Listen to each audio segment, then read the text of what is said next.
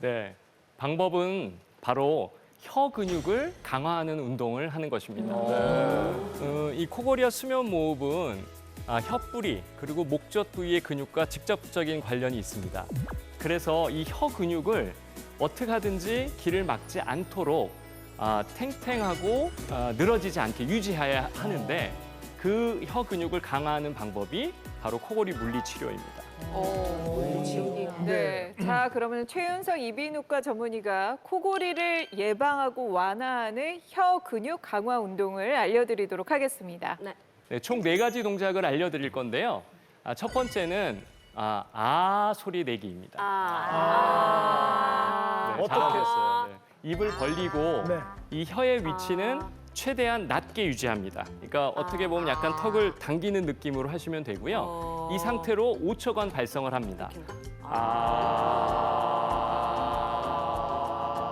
네, 이렇게 하는 방법이 하나가 있고요. 네.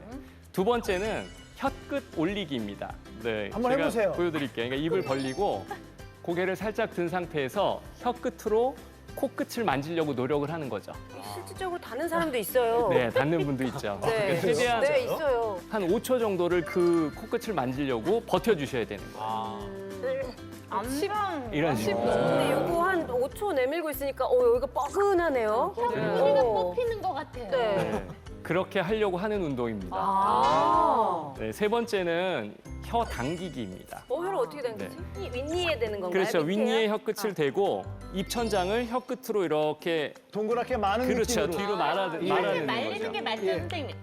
맞아요. 네, 맞습니다. 그 혀가 뒤로 이렇게 말려 들어가게 뒤로 이렇게 당겨주는 거죠. 어떠세요? 그러면 이게 당겨오면서 아까 말씀한 것처럼 혀끝 뿌리가 좀 당겨지는 오, 이게 근육이 생기겠네, 진짜.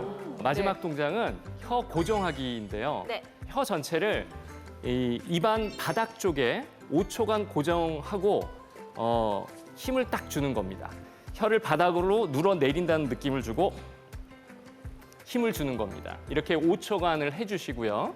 그게 끝나면 이 반대로 혀를 입 천장에 밀착시켜서 위로요? 위쪽에 밀착시켜 똑같이 힘을 주는 겁니다. 위아래로 그렇죠. 밀어내기로. 이게 운동은 벽에다 대고 힘을 주고 있어도 이건 운동이 되거든요. 네. 똑같은 원리를 이용하는 겁니다. 혀 바닥을 눌러주고 위 천장을 눌러서 그 정적 운동을 하게 되는 거죠.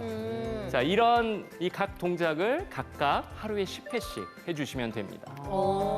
아니, 태어나서 내 혀를 이렇게 격하게 운동시켜 보기는 처음인데요. 정말 하드한 PT 받은 것처럼 이 안쪽이 뻐근해지는 그렇죠. 게 엄청 뻐근해서. 근육통 오는 것 같아요. 열심히 운동을 해서 코골이를 좀 줄여야겠어요. 그러게요. 네.